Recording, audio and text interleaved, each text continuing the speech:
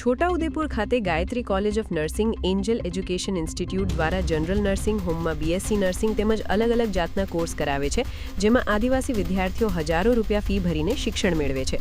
પરંતુ આ સંસ્થાના સંચાલકો વિદ્યાર્થીઓને જમવાનું તેમજ શિક્ષણની પૂરતી સુવિધા ન આપતા તેમજ કોર્સ પૂરો કર્યા બાદ તેઓના પ્રમાણપત્ર ન આપતા છેલ્લા 4 દિવસથી વિદ્યાર્થીઓએ સંસ્થા સામે મોરચો માંડ્યો હતો.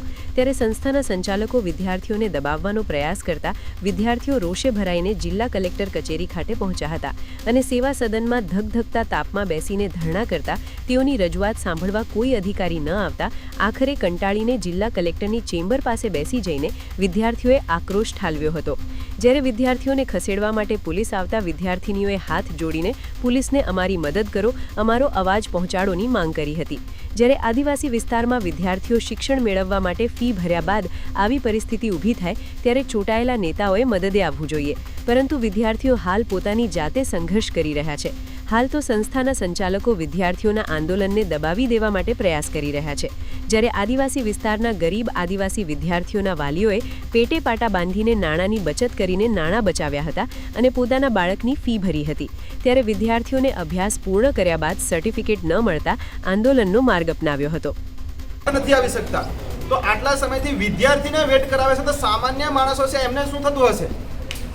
જો વિદ્યાર્થીને જો ભણવા આ દેશનું ભવિષ્ય કહેવાય, એમને બહાર આવીને ધરણા પર બેસી રહેવું પડે, તો જે સામાન્ય લોકો છે, જે લોકો ભણ્યા નથી, આદિવાસી વિસ્તાર છે, અનુસૂચિત 5 વિસ્તાર છે, ત્યાં શિક્ષણ પણ પૂરતું મળતું નથી. ને આજે પણ આપણા જે આદિવાસી વિસ્તારની અંદર, અનુસૂચિત 5ના વિસ્તારની અંદર આપણા જો વિદ્યાર્થી છે, SC, ST અને OBCના વિદ્યાર્થી છે, એ લોકોને શિક્ષણ ના મળે એના માટે અહીંયા અધિકારીઓ પણ એનો પ્રયત્ન કરી રહ્યા છે કે શિક્ષણ નહીં મળવું જોઈએ.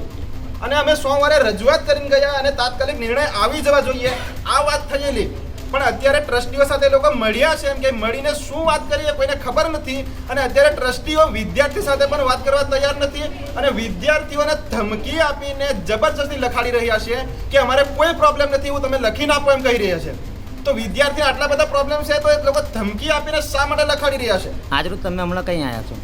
અમે અત્યારે કલેક્ટર ઓફિસે બહાર બેઠા છે અને અત્યારે પીએને અમે ફોન કરીને બોલાવ્યા છે અને એમને જણાવ્યું છે કે તમે આવો.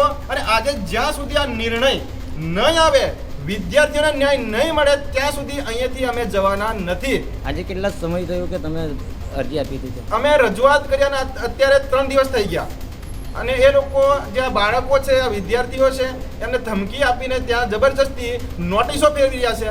ઘરે ઘરે નોટિસ મોકલી રહ્યા છે કે તમને પછી કોઈ કાર્યવાહી નહીં કરવામાં આવશે, તમને કાઢી મૂકવામાં આવશે, તમને નપાસ કરવામાં આવશે, આ નોટિસો મોકલી રહ્યા છે.